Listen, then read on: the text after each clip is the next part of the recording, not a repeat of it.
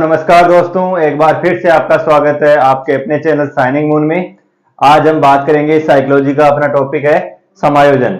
समायोजन एडजस्टमेंट, किस प्रकार एडजस्टमेंट किया जाता है, किस प्रकार वो कुसमायोजन में बदल जाता है या किस प्रकार होता है, तो हम विस्तार से देखेंगे समायोजन के बारे में।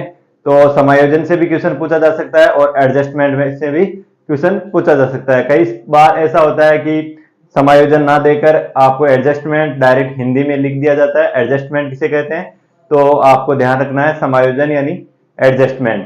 तो हम शुरू करते हैं बिना किसी देरी के। समायोजन यह एक सबसे बड़ा आपका साइकोलॉजी का सबसे बड़ा फैक्टर है और सबसे बड़ा जो इम्पोर्टेंट टॉपिक है वो समायोजन रहता है। इजी भी है और समझने के बाद क्या होता है, समझने के बाद बहुत ज्यादा इजी है, लेकिन अगर बिना समझे ये आपके लिए जटिल लगेगा। तो शुरू करते हैं। वह प्रक्रिया जिसमें व्यक्ति अपनी आवश्यकता और उनको पूरा करने वाली परिस्थिति में उचित तालमेल स्थापित कर लेता है। ऐसी परिस्थिति या ऐसी स्थिति जहां पर व्यक्ति क्या करता है, अपनी आवश्यकता और उसे पूरा करने की वाली परिस्थिति, आवश्यकता को पूरा करने की जो परिस्थिति होती है उनके बीच क्या कर लेता है, एडजस्टमेंट, समायोजन कर लेता है, तो उसे समायोजन कहते हैं। उचित अनुकूलन स्थापित कर लेता है।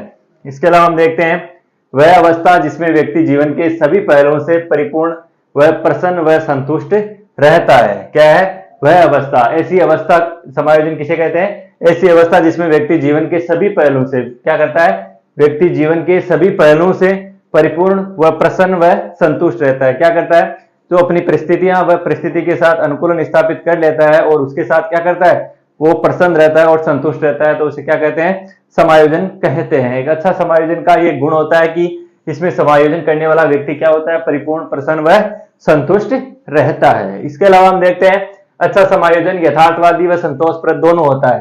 तो अच्छा समायोजन अगर एडजस्टमेंट, अच्छा एडजस्टमेंट अगर हम देखते हैं तो वो क्या होता है, संतोषप्रद होता है और सेटिस्फैक्टरी, अगर व्यक्ति को क्या करता है, सेटिस्फाई करने वाला होता है, संतोषप्रद या यथार्थवादी दोनों होता है। क्या होता है, यथार्थवादी व संतोषप्रद दोनों होता है। इसके अलावा निरंतर चलने वाली प्रक्रिया होती है। तो समायोजन होता है वो निरंतर चलने वाली प्रक्रिया होती है। इसे अधिगम भी कहा जाता है, निरंतर चलने वाला अधिगम कहा जा सकता है। इसके अलावा आवश्यकता और उसको प्रभावित करने वाली परिस्थितियों में अनुकूलन स्थापित करता। आवश्यकता, अगर व्यक्ति की आवश्यकता है और उसको प्रभावित करने वाले जो परिस्थिति है उसमें अगर व्यक्ति संतुलन स्थापित कर लेता है तो उसे क्या कहते हैं, एडजस्टमेंट यानी समायोजन कहा जाता है।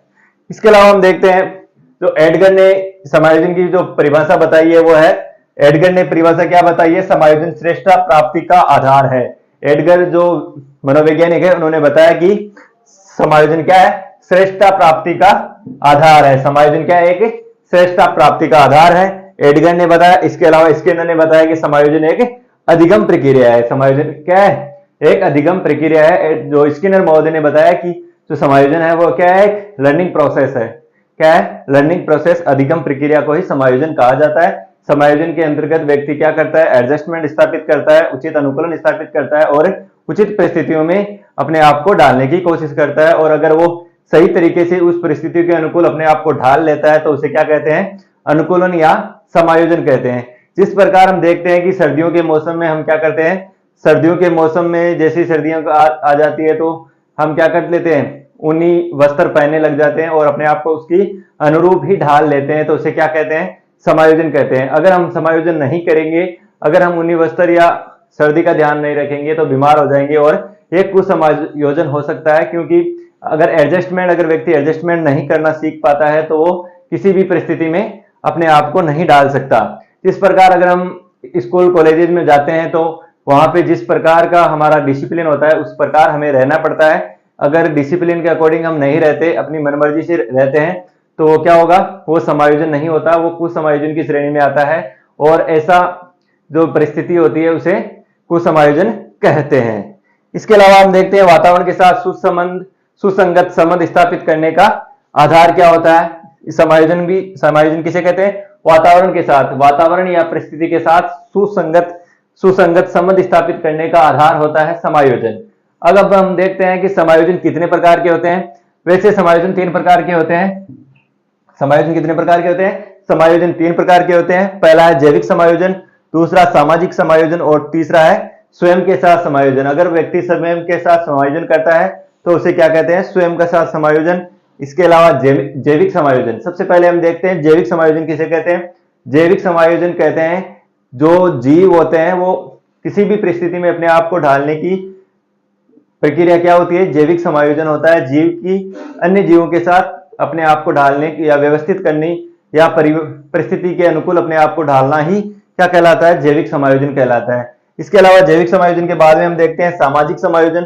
सामाजिक समायोजन कहते हैं कि व्यक्ति अपने साथ अपने अलावा दूसरे व्यक्ति के साथ ही समायोजन स्थापित करता है, उसे सामाजिक समायोजन कहते हैं। जिस समाज में व्यक्ति रहता है उसके तौर तरीकों के अनुसार ही अपने आप को ढालना या उनमें बदलाव करने की कोशिश करना समायोजन कहलाता है। अगर समाज से अलग अगर इतर चलते हैं तो वो क्या होता है, कुसमायोजन होता है। अगर समाज के जो व्यवस्थित नियम कायदे हैं उसके अकॉर्डिंग ही चलना क्या कहलाता है, सामाजिक समायोजन कहलाता है। इसके अलावा हम देखते हैं स्वयं के साथ समायोजन। अगर व्यक्ति की जो इच्छाएं हैं उनके अनुसार ही वो एडजस्टमेंट कर लेता है तो उसे क्या कहते हैं, स्वयं के साथ समायोजन कहते हैं। एक व्यक्ति की जो इच्छाएं हैं उसके अकॉर्डिंग ही उसे क्या करना है, समायोजन एडजस्टमेंट स्थापित करना है। इच्छाएं, आवश्यकताएं और परिस्थिति के साथ अनुकूल संबंध स्थापित करना ही समायोजन कहलाता है। अब हम देखते हैं कुसमायोजन किसे कहते हैं।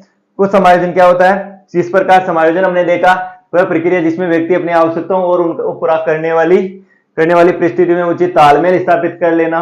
अगर उचित तालमेल एडजस्टमेंट स्थापित कर लिया जाता है, संतुलन स्थापित कर लिया जाता है तो उसे क्या कहते हैं, समायोजन कहते हैं। वहीं पर अगर समायोजन हम स्थापित नहीं कर पाते, आवश्यकता को पूरा करने वाली परिस्थितियों के अनुसार हम अपने आप को नहीं डाल पाते तो उसे क्या कहते हैं, कुसमायोजन कहते हैं। अब कुछ परिभाषा इसमें एडगर की परिभाषा हमने देखी, स्किनर की, और वातावरण के साथ सुसंगत संबंध स्थापित करने का आधार बताया। स्किनर ने बताया कि समायोजन एक अधिगम प्रक्रिया है। समायोजन क्या है, एक लर्निंग प्रोसेस है, अधिगम प्रक्रिया होती है। इसके अलावा एडगर ने बताया कि समायोजन श्रेष्ठता प्राप्ति का आधार है। इस टॉपिक को जितना आप अपने आप पर लेकर समझोगे उतनी ही आपको सबसे ज्यादा इसमें श्रेष्ठता आएगी।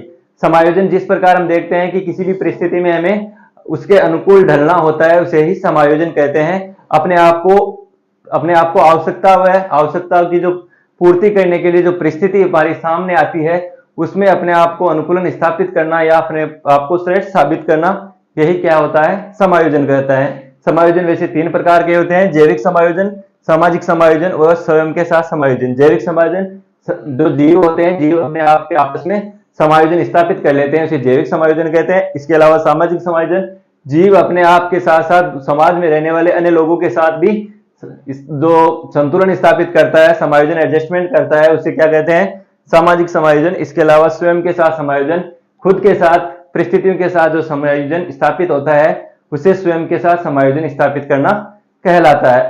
अब हम देखते हैं कुसमायोजन के बारे में। जब व्यक्ति अपनी आवश्यकताओं एवं उनको पूरा करने वाली परिस्थितियों के मध्य तालमेल स्थापित नहीं कर पाता हो तो व्यक्ति कुसमायोजन का शिकार हो जाता है। क्या करता है, जब एक व्यक्ति अपनी आवश्यकताओं व उनको पूरा करने वाली परिस्थितियों के साथ अनुकूलन स्थापित नहीं कर पाता, उनके साथ एडजस्टमेंट अगर नहीं कर पाता है तो क्या कहलाता है, वो कुसमायोजन का शिकार हो जाता है और उसमें अनेक सारे मनोविकार उत्पन्न हो जाते हैं। इसके कारण वो तनावग्रस्त रहता है। कुसमायोजन में होने वाले विभिन्न मनोविकारों में मानसिक रोगों के बारे में हम देखते हैं। कुसमायोजन से अगर व्यक्ति में कुसमायोजन का शिकार हो जाता है तो उसमें कौन कौन से मानसिक रोग और मनोविकार उत्पन्न हो जाते हैं उनके बारे में हम देखते हैं। सबसे ज्यादा जो कुसमायोजन व समायोजन की परिभाषा के अलावा इन सब जो इसके रोग हैं उनको बारे में ज्यादा विस्तार से पूछा जाता है, इनसे ज्यादा इंपॉर्टेंट क्वेश्चन पूछे जाते हैं, तो ये ध्यानपूर्वक देखना है। सबसे पहले हम देखते हैं दबाव क्या है। सबसे पहला जो मनोविकार है वो दबाव। कुसमायोजन से क्या हो जाता है, दबाव उत्पन्न हो जाता है। दबाव यानी स्ट्रेस। क्या होता है, दबाव किसे कहते हैं, स्ट्रेस को।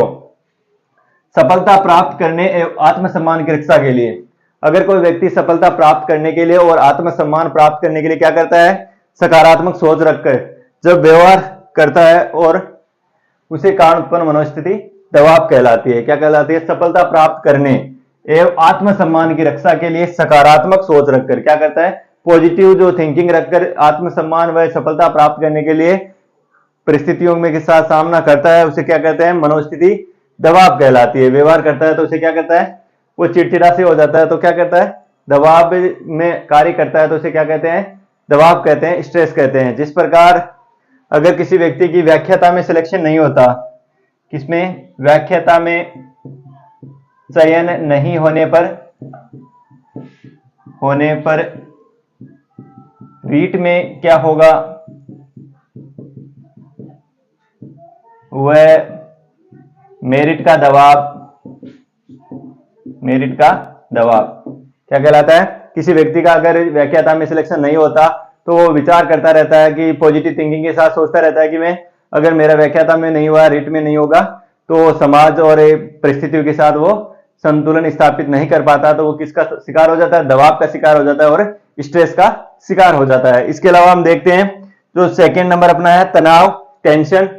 हम स्ट्रेस व टेंशन को एक ही मान लेते हैं, लेकिन स्ट्रेस अलग होता है और टेंशन अलग होती है। तनाव या टेंशन किसे कहते हैं, समय, परिस्थिति व आवश्यकता के अनुसार, अगर समय, परिस्थिति और आवश्यकता के अनुसार कोई व्यक्ति कार्य नहीं कर पाता तो उसे क्या हो जाती है, टेंशन हो जाती है। मानो कि हमने सिलेबस देख लिया है और जैसे ही हमने तैयारी शुरू कर दी है, अपनी रीट की तैयारी शुरू कर दी है, और समय क्या रहेगा, लास्ट तक क्या रहेगा, अपन अभी तो तैयारी धीरे धीरे कर रहे हैं और लास्ट तक क्या हो जाएगा, जो पूरा सिलेबस है वो कवर नहीं कर पाएंगे और समय और आवश्यकता के अनुसार हम कार्य नहीं कर पाएंगे तो क्या हो जाएगा, टेंशन बढ़ जाएगा। इसीलिए हमें अभी से शुरू करनी है अपनी तैयारी। हमें वेट नहीं करना है 2 या 3 महीने तक, वेट नहीं करना है कि 2-3 महीने रहेंगे तब तैयारी कर लेंगे। तो ये क्या है, तनाव, टेंशन, तनाव आ जाता है उस समय परिस्थिति, आवश्यकता के अनुसार कार्य नहीं कर पाना, पर असफलता का भय व नकारात्मक सोच के कारण उत्पन्न मनोस्थिति। ऐसी स्थिति उत्पन्न हो जाती है कि असफलता का भाव उत्पन्न हो जाता है, नकारात्मक थिंकिंग आ जाती है, क्या हो जाती है, नेगेटिव थिंकिंग हमारे माइंड में सेट हो जाती है। इसके अलावा समय व परिस्थिति के अनुसार हम कार्य नहीं कर पाते हैं तो वो क्या हो जाती है, वो टेंशन कहलाता है, टेंशन या तनाव कहलाता है। और दबाव और स्ट्रेस अलग होता है। क्वेश्चन पूछा जा सकता है कि दबाव में क्या होता है और स्ट्रेस, जो टेंशन होती है उसमें क्या होता है, अलग अलग मनोविकार ये होते हैं।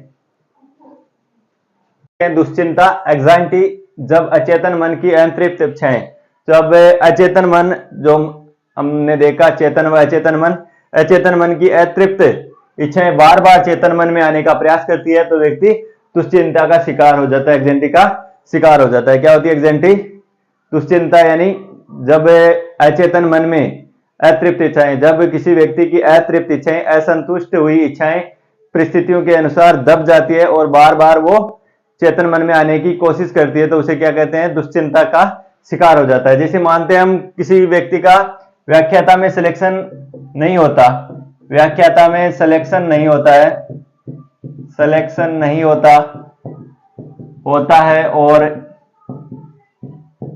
जब वो सेकंड ग्रेड का फॉर्म भरने जाता है, क्या करता है, सेकंड ग्रेड का फॉर्म भरने जाता है तो उसके मन में बार बार वो जो पहले वाली व्याख्याता वाली ही बार बार अचेतन मन वाली विचार बार बार उसके दिमाग में आते रहते हैं और वह दुश्चिंता का शिकार हो जाता है कि पिछली बार भी मेरा सिलेक्शन नहीं हुआ था, अब की बार क्या होगा, ये दुश्चिंता बार बार उसके दिमाग में आती रहती है। तो ये क्या हो गई, जब अचेतन मन की अतृप्त इच्छाएं, क्या होती है, अचेतन मन की अतृप्त इच्छाएं बार बार चेतन मन में आने की कोशिश करती है, बार बार उसे परेशान करती रहती है कि मेरा पिछली बार सिलेक्शन नहीं हुआ, अब की बार क्या होगा। तो इस प्रकार की अतृप्त इच्छाएं क्या होती है, दुश्चिंता हो जाती है और वो व्यक्ति क्या हो जाता है, दुश्चिंता का शिकार हो जाता है, एंजाइटी का शिकार हो जाता है। उसके बाद हम देखते हैं बगनासा या कुंठा, फ्रस्ट्रेशन, जो फ्रस्ट्रेशन होती है उसे क्या कहते हैं, बगनासा या कुंठा कहते हैं। बार बार असफलता के कारण उत्पन्न निराशा, जब बार बार प्रयास करने के बाद ही असफलता हाथ लगती है तो वो क्या होती है,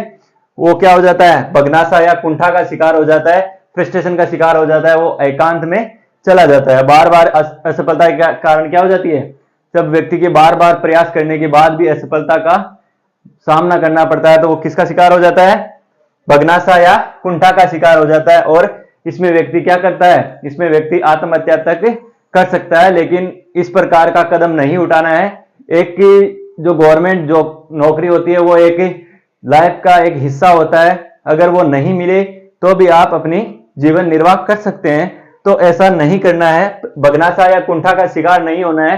हाँ, हमें कोशिश करते रहना है, अगर सफल होते हो तो बहुत अच्छी बात है, अगर नहीं है तो अपनी लाइफ को आगे गोइंग ऑन करनी है। बार बार असफलता के कारण उत्पन्न निराशा ही बगनासा या कुंठा कहलाती है। इसमें व्यक्ति आत्महत्या का प्रयास करता है, जो एक नेगेटिव थॉट होता है। इसके अलावा हम देखते हैं संघर्ष या द्वंद्व। अब हम देखते हैं जो संघर्ष और द्वंद्व किसे कहते हैं। किन्हीं दो अनुकूल व प्रतिकूल परिस्थितियों में किसी एक को लेकर मनोदशा संघर्ष व द्वंद्व कहलाती है। किसी दो परिस्थितियों में किसी एक का चयन करना। अगर हमारे सामने दो परिस्थितियां प्रतिकूल या अनुकूल दोनों हो सकती है, इसके बीच हमें एक परिस्थिति का या एक अनुकूल स्थिति का चयन करना ही क्या कहलाता है, संघर्ष या द्वंद्व कहलाता है। जिस प्रकार किसी व्यक्ति को क्या होता है कि दो चीजें, वो जिसे आपने कहावत सुनी होगी, इधर कुआं और इधर खाई, दोनों ओर क्या होती है, मुसीबत होती है, किसी साइड में गिरो उसे चोट पहुंचनी कंफर्म है। तो ये क्या हो गई, संघर्ष या द्वंद्व की स्थिति हो जाती है। कई बार हमने देखा कि कई दो जगह से रिश्ते आ जाते हैं और दोनों ही लड़कियां क्या होती है, सुंदर होती है, जिसमें हमें एक को सिलेक्ट करना है और दिमाग में क्या थॉट रहता है, वो दोनों को ही छोड़ना नहीं चाहता, लेकिन सिलेक्शन तो एक का ही करना है। तो क्या हो गई, इसमें द्वंद्व या संघर्ष की स्थिति होती है। इसको हम कल विस्तार से देखेंगे। द्वंद्व व संघर्ष की अलग अलग परिस्थितियां होती है, इसको हम विस्तार से देखेंगे कल अपना नेक्स्ट जो सेशन रहेगा उसमें। आज का सेशन इतना ही। आज का सेशन आपको कैसा लगा? अगर अच्छा लगा हो तो अपने दोस्तों को जरूर शेयर करें, अपने दोस्तों को जरूर बताएं कि जो बैच अपना चल रहा है, हमने एक कोशिश मुहिम कर रखी है, चला रखी है अपने फ्री एजुकेशन की, तो उसके बारे में आप हिस्सा बने और उसे जरूर बताएं अपने दोस्तों को और ज्यादा से ज्यादा शेयर करें। Thank you for watching. पढ़ते रहे, मस्त रहे।